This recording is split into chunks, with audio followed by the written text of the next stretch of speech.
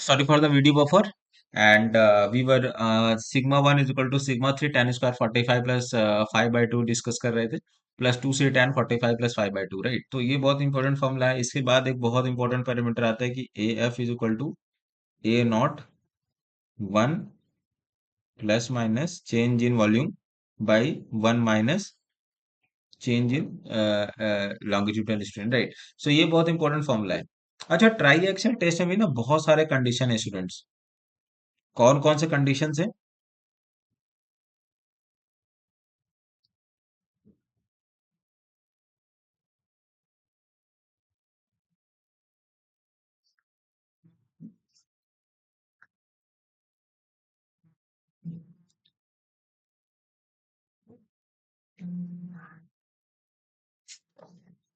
ठीक है, तो पहला जो टेस्ट इसमें पड़ता है सीडी टेस्ट हो गया, कंसोलिडेटेड ड्रेन टेस्ट हो गया, यूयू टेस्ट हो गया, अनकंसोलिडेटेड अनड्रेन्ड हो गया, है ना। इन सब के बारे में आपको देखना है कोर्स। अभी तो यहाँ से बेसिक समझने की पता नहीं है क्या बोल रहा है क्या नहीं बोल रहा है, बट आप वीडियो के थ्रू जाओगे तो आपको समझ आएगी हाँ भाई कितना इंपॉर्टेंट टेस्ट है ये, है ना। तो आपको इससे थ्रू गो थ्रू होना ही पड़ेगा, है ना। सीयू टेस्ट हो गया, आपका यूडी टेस्ट हो गया जो कि पॉसिबल नहीं होता। तो ये सब सारी चीजें। इसके बाद हम लोग देखेंगे अनकन्फाइंड कंप्रेसिव टेस्ट क्या होता है।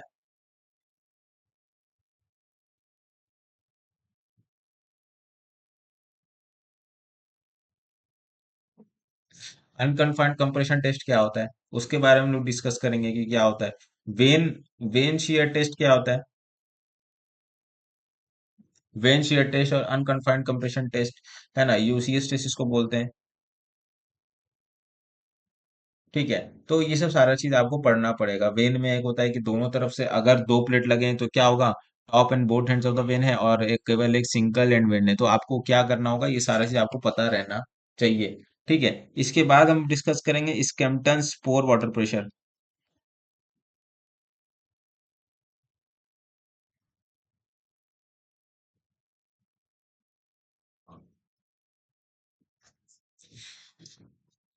स्कैम्पटन पोर वाटर प्रेशर, राइट। स्कैम्पटन पोर वाटर प्रेशर में ए और बी क्या पैरामीटर है, राइट। ए बार क्या पैरामीटर है। तो ये सब सारा चीज आपको पढ़ना होगा, और ये यहाँ से डायरेक्ट क्वेश्चन उठ के आते हैं। ये जो भी मैं बता रहा हूँ, जैसे कि मैं अभी एक और स्ट्रेस पाथ, बहुत इंपॉर्टेंट, बहुत बहुत इंपॉर्टेंट स्ट्रेस पाथ। ठीक है ना। तो ये सब सारा चीज बहुत इंपॉर्टेंट है, कहीं कहीं से कुछ भी क्वेश्चन पूछ लेगा तो आपको पता होना चाहिए, है ना। आरआरबी जेई में से सिंपल सिंपल क्वेश्चंस यहीं से बनेंगे, ज्यादा घुस के तो नहीं आएगा जेई में, बिकॉज डिप्लोमा लेवल वाला पेपर है। तो ज्यादा यहाँ पे डेप्थ में तो नहीं आएगा, बट आपको सतही ज्ञान हर जगह का होना चाहिए यहाँ पे, है ना। हर चीज आपको कवर करके आना चाहिए, बिकॉज इस नहीं करोगे तो नहीं आएगा। ठीक है, तो आगे बढ़ते हैं, हम लोग आते हैं कि स्लो फेलियर के बारे में।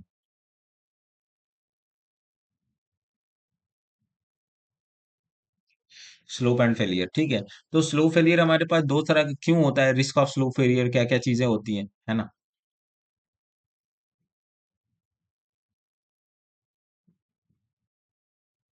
क्या क्या कंडीशंस होंगे जिससे कि स्लो फेलियर होगा, जैसे कि वाटर कंटेंट बढ़ेगा तो स्लो फेलियर होगा, है ना। सीपेज ऑफ वाटर बढ़ेगा तो स्लो फेलियर होगा, है ना। रिस्क ऑफ स्लो फेलियर हो गया, राइट। हमारे पास एक इनफाइनाइट स्लोप कॉन्सेप्ट होता होगा, इनफाइनाइट स्लोप कॉन्सेप्ट। अब देखिएगा एसएससी जेई में, आरआरबी जेई में, हर जगह क्वेश्चंस बनते हैं इस कॉन्सेप्ट से, जिसका फॉर्मूला मैं कुछ लिख देता हूँ आपके लिए, जैसे कि C gamma Z, C plus gamma Z cos square beta tan five by gamma Z cos beta sine beta, है ना। तो ऐसे सारा चीज आपको कवर करके रखना पड़ेगा। ठीक है। तो यहाँ से बहुत इंपॉर्टेंट कॉन्सेप्ट होता है कि फॉस इज इक्वल टू एक बहुत फैक्टर ऑफ सेफ्टी, मैं फैक्टर ऑफ सेफ्टी को फॉस बोलता हूँ। तो H C by H is equal to C by C M is equal to tan five by tan phi M. तो ये सारा फॉर्मूला ना बहुत इंपॉर्टेंट है और ये आपको याद करना ही पड़ेगा। बिना इसको याद किए आप जाओगे तो आप बहुत स्टेक पे खेल रहे हो। ठीक है। एक बहुत इंपॉर्टेंट कॉन्सेप्ट यहाँ पे आता है, Taylor stability number.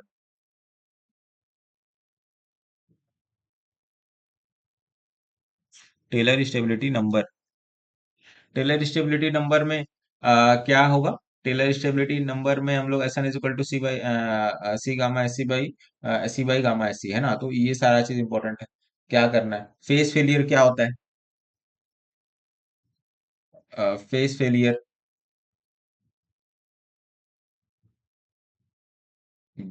To failure slope में, और बेस फेलियर। तो ये सारा फंडामेंटल्स आप लोगों को पता होना चाहिए, है ना? हमारे पास एक और कॉन्सेप्ट आता है, स्वेडिश सर्कल मेथड।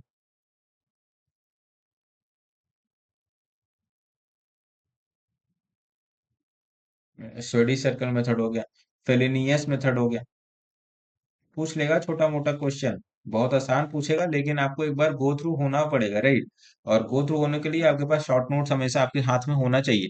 तो नहीं होगा तो आप अपने आप को स्टेक में डाल रहे हो। ठीक है, तो आगे बढ़ते हैं। हमारे पास क्या है? अर्थ प्रेशर के बारे में बात करेंगे अब। आप लोग समझ पा रहे होंगे कि सवाल कितना बड़ा चैप्टर है। इसको पढ़ने वाले और पढ़ाने वाले दोनों फेल हो जाते हैं। फैल गए, फैल, ये मतलब फैल जाते हैं, मतलब, ठीक है। तो इसमें आपको तीन पैरामीटर है, जैसे कि अर्थ प्रेशर एट रेस्ट,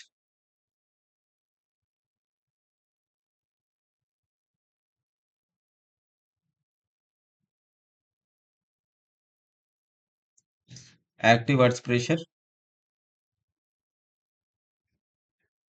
तीसरा पैसिव अर्थ प्रेशर।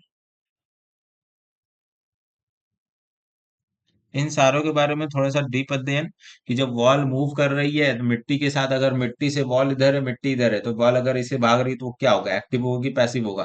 अगर दोनों वॉल और मिट्टी दोनों ऐसे जा रहे हैं तो क्या होगा?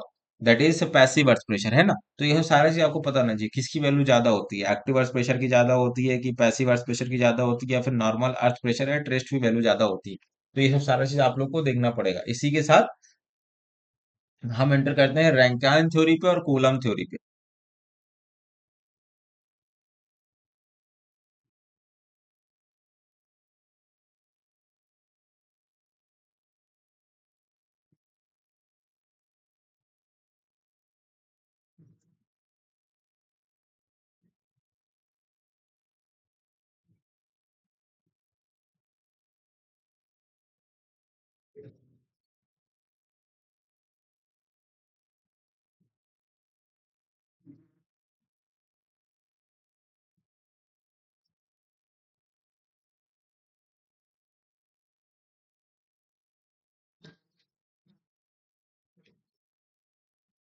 ठीक है, तो आपको ये देखना पड़ेगा रैंकाइन थ्योरी क्या हो रही, रैंकाइन थ्योरी के बारे में आपको पढ़ना पड़ेगा,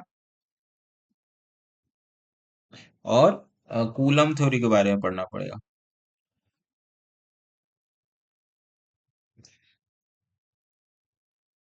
ठीक है ना? तो ये सारा चीज आप लोग करके रखोगे, है ना? और आई थिंक दैट इसमें कोई डिफरेंशिएशन, अच्छा, इसके बाद कंपैरिजन भी आता है, इसको आप लोग भी करके रखोगे। ठीक है ना बच्चों? कंपैरिजन, कंपैरिजन के बिना नहीं हो पाएगा, ठीक है? कंपैरिजन हो गया, sheet pile wall in sand हो गया, sheet pile wall in clay हो गया।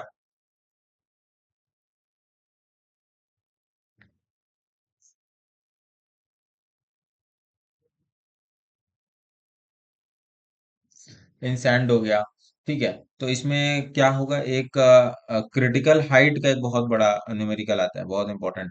आसान ऐसा देखिए, फॉर्मूला इसमें आसान आसान पूछेगा, ठीक है, लेकिन आपको पता होना चाहिए। जैसे क्रिटिकल हाइट का जो फॉर्मूला है, आरआरबी जेई में, एसएससी जेई प्रीलिम्स में, तो ये सब में बहुत आसान आसान क्रिटिकल हाइट का फॉर्मूला जैसे क्या हो रहा है, तो 4c/गामा अंडर रूट के। तो जब आप पढ़ोगे तो इसको यहाँ से आप रिलेट कर पाओगे कि क्या क्या फॉर्मूले हैं। ठीक है, 4c/गामा अंडर रूट के ए, है ना? आपको समझ में आ रहा होगा कि ये सब सारी चीज इंपॉर्टेंट है। ठीक है, अब बढ़ते हैं हम लोग फाउंडेशन की तरफ। फाउंडेशन दो तरह के होते हैं, एक शैलो होता है, एक डी फाउंडेशन होता है।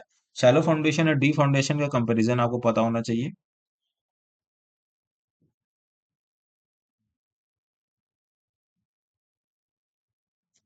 शैलो वर्सेस डी फाउंडेशन के बारे में पता होना चाहिए। टाइप्स ऑफ शैलो फाउंडेशन पता होना चाहिए।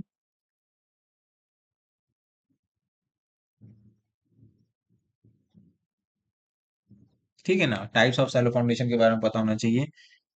Gross pressure density, net pressure density, ultimate bearing capacity, net safe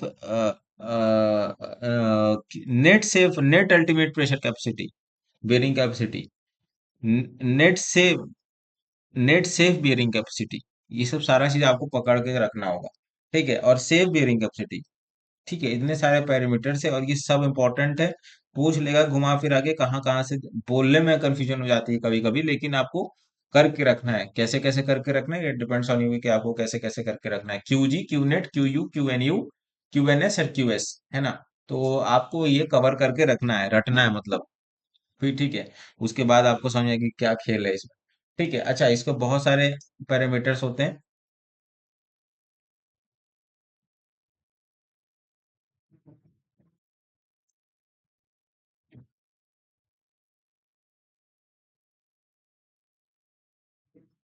तो इसमें बहुत सारे पैरामीटर्स होते हैं, Q G, Q net, Q U, Q N U, Q S S, है ना। तो ये सारे चीज आपको करके रखना है। डिटर्मिनेशन ऑफ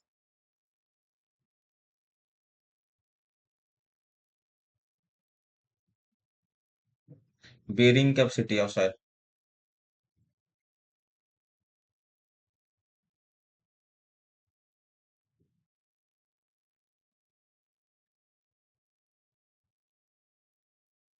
ठीक है, तो इसके हमारे पास बहुत सारे मेथड्स होते हैं, जैसे कि एक एनालिटिकल मेथड हो गया।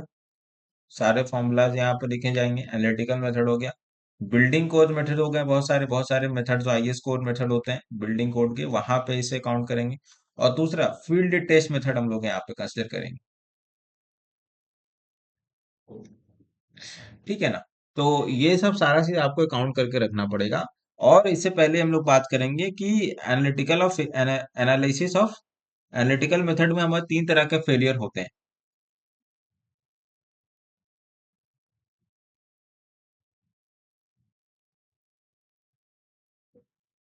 Three modes of share failure, right.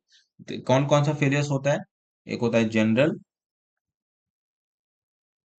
एक होता है लोकल, एक होता है पंचिंग, राइट। तो ये तीन तरह के three modes of share failure है ना। और इसी के बाद हम लोग डिस्कस करते हैं तरजागी बेरिंग कैपेसिटी के assumptions।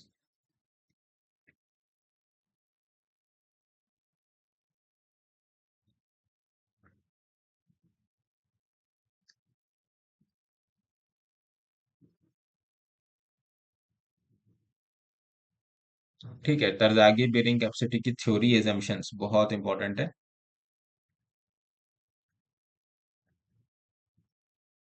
ठीक है ना। तो इसे सारा चीज आप करके रखोगे। एंड उसके बाद हम लोग डिस्कस करेंगे कि स्ट्रिप फुटिंग का क्या होता है, स्क्वायर फुटिंग के क्या क्या फॉर्मूला होता है।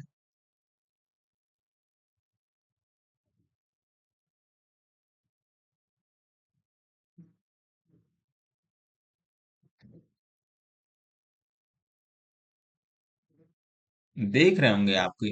अगर आपको सॉयल अभी तक आप नहीं पढ़े हो, अगर आप ये सब चीजें जाओगे तो आप कंफ्यूज जाओगे कि क्या क्या चीजें हैं इसमें, कैसे कैसे चल रही है। बट कहानी ऐसे ही चलेगी, धीरे धीरे आपको समझ में आएगी। तो it will take time to digest this subject, है ना। यूज सब्जेक्ट है। दो तीन सब्जेक्ट तो बहुत यूज है। सॉइल मैकेनिक्स हो गया, आपकी इन्वायरमेंटल इंजीनियरिंग हो गई, फ्लूइड मैकेनिक्स हो गई, है ना, स्टील स्ट्रक्चर ये सब हो गए, स्ट्रेंथ ऑफ मटेरियल हो गए। तो ये सब बड़े बड़े टॉपिक्स हैं। And it will take digest. Steel को तो बहुत सारे बच्चों को हो जाते हैं, समझ में नहीं आता है कि स्टील का क्या कॉन्सेप्ट रहता है क्या नहीं रहता है। ठीक है, और वहीं से आजकल मेजर कॉन्सेप्ट, अगर पेपर टफ बन रहा है तो स्टील का क्वेश्चन डाल दीजिए, पेपर ऑटोमेटिकली टफ बन जाएगा। ठीक है,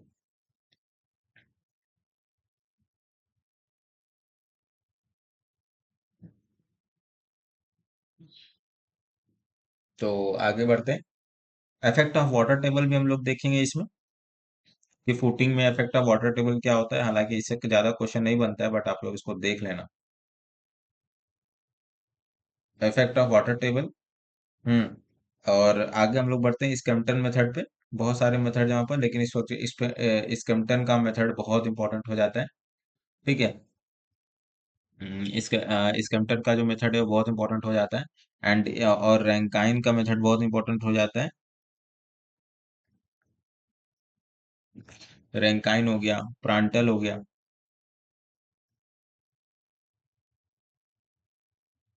राइट। एंड ये सारी चीजें हैं। प्लेट लोड टेस्ट एक बहुत इंपॉर्टेंट कॉन्सेप्ट है, आता है डायरेक्ट। प्लेट लोड टेस्ट हो गया। सेटलमेंट कैसे होता है, S F by S P equal to Q F by Q P. तो ये सब सारी चीजें आपको, B F by B P, तो ये सब पता होना चाहिए। सेटलमेंट, है ना। तो ये सब सारी चीजें आपको पता रहनी चाहिए। इसके बाद स्टैंडर्ड प्रॉक्टर टेस्ट एक बहुत इंपॉर्टेंट फैक्टर है। स्टैंडर्ड, इसको सारा आपको डिटेल में पढ़ना है, ऐसा नहीं कि मैं बकने के लिए करवा रहा हूँ। स्टैंडर्ड प्रॉक्टर टेस्ट, है ना, इसमें बहुत दो दो करेक्शंस होते हैं, बहुत इंपॉर्टेंट। इसको आपको काउंट करके रखना है। दो करेक्शन होगा। स्टैटिक कोन पेनिट्रेशन टेस्ट,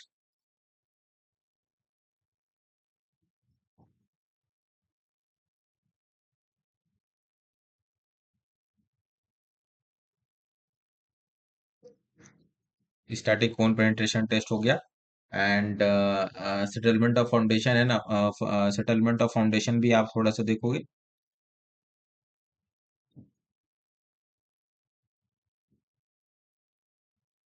है ना। जैसे कि अगर क्ले में है, इन क्ले एंड सैंड, क्ले में अगर रिजिड फाउंडेशन है तो क्या होगा, है ना।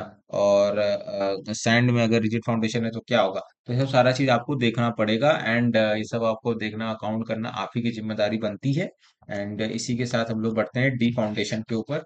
डी फाउंडेशन में हमारे पास बहुत सारे फैक्टर्स हैं। अभी तक सैलो फाउंडेशन के बारे में बात हो रही थी। प्लेट लोड टेस्ट हो गया, स्टैंडर्ड पेनिट्रेशन टेस्ट हो गया, है ना, स्टैटिक कोन पेनिट्रेशन टेस्ट हो गया। तो ये सारी चीजें शैलो फाउंडेशन में है। डी फाउंडेशन में हम लोग जब आते हैं, तो हमने पहले बात तो देखते हैं कि various kinds of classification of D foundation.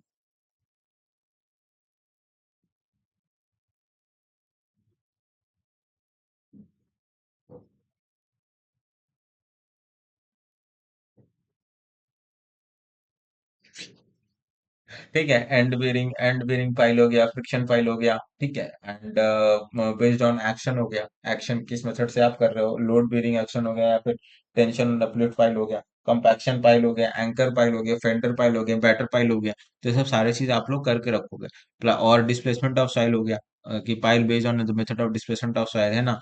Displacement pile हो गया एंड नॉन डिस्प्लेसमेंट पाइल हो गया। ठीक है। एक आजकल बहुत एक और कॉन्सेप्ट आजकल चलन में है, कि डैम्पिंग से एक से रिलेटेड एक छोटा सा कॉन्सेप्ट आता है।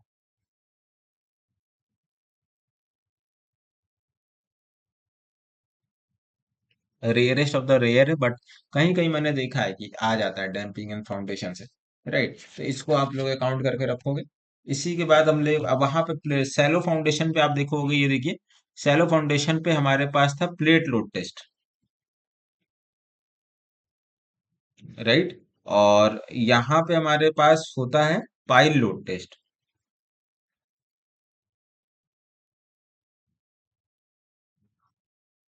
ठीक है ना, यहाँ हमारे पास होता है पाइल लोड टेस्ट। तो इसको आप लोग अकाउंट करके रखिए। एंड पाइल लोड टेस्ट हो गया, है ना। और types of pile load test and it's types. ठीक है। तो अभी तक तो यही वाली बात हो गई कि आप pile load test and it types के बारे में डिस्कस कर रहे थे, है ना। तो अब वीडियो ज्यादा लंबी नहीं होगी, तो अगले सेशन में हम लोग मिलते हैं। तो अभी तक हमने देखा कि क्या क्या चीजें हमने देखी, आइए देखते हैं एक बार फिर से। तो हमने वर्टिकल स्टेशन सवाल के बारे में डिस्कस कर रहे थे, Boussinesq equation, assumption, Westergaard equation, assumption. कि एजम्पशन, वेस्टगार्ड इक्वेशन क्या है और उसका एजम्पशन क्या है। Vertical stress due to line load, strip load below circular area. Vertical stress below corner of rectangle, Newmark chart. Newmark chart हो गया। Shear strength of soil हो गया। कॉलम कूलम थ्योरी हो गई। और इसमें मोर मोर थ्योरी हो गई, फेलियर इन डेवलप, इसमें बहुत ज्यादा इंपॉर्टेंट है।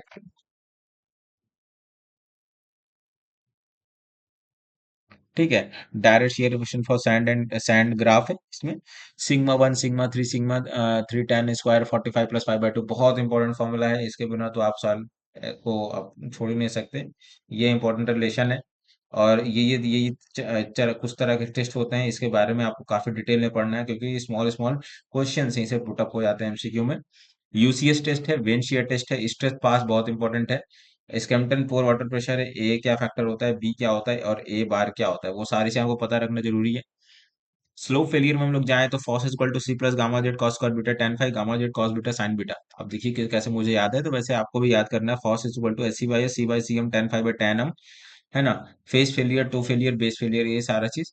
अर्थ pressure at rest, active earth pressure, passive earth pressure, ये सारे के बाद में आपको पता रहना चाहिए कि क्या है, क्या कैसे कैरेक्टरिस्टिक्स हैं। रैंकाइन थ्योरी के बारे में आपको पता रहना चाहिए, उसका एजम्पशन क्या है, कहाँ पे रफ होता है, कहाँ पे नहीं होता है ना। Sheet pile sheet pile wall in clay और sheet pile wall in sand, और एक क्रिटिकल हाइट वाला फॉर्मूला बहुत इंपॉर्टेंट है। तो अब आते हैं फाउंडेशन की तरफ। तो टाइप्स ऑफ सॉलिड फाउंडेशन क्या होता है, और इसमें gross pressure density, net pressure, net bearing capacity, ultimate bearing capacity, net safe bearing capacity, safe bearing capacity, ये सब सारा चीज आपको अकाउंट करके रखना पड़ेगा। Determination of bearing capacity of soil, analytical और बिल्डिंग कोड और फील्ड टेस्ट मेथड, ये सब सारी चीजें हैं। एंड ठीक है, तो आपको अकाउंट करना पड़ेगा three modes of shear failure, ताकि बियरिंग कैपेसिटी का assumption, राइट। और स्ट्रिप फुटिंग के बारे में हम लोग देखेंगे कि क्या क्या मेथड है, स्टैटिक कौन पेनिट्रेशन टेस्ट है हमारे पास, स्टैंडर्ड प्रॉक्टर टेस्ट है, settlement of foundation in clay, and effect of water table, Skempton method, Rankine method, Prandtl method, ये सारे बहुत इंपॉर्टेंट इंपॉर्टेंट फॉर्मूले हैं। अब डी फाउंडेशन के बारे में हम लोग आगे बात करेंगे, अभी फिलहाल यहीं तक के लिए छोड़ देते हैं, मिलते हैं नेक्स्ट वीडियो में। Thank you.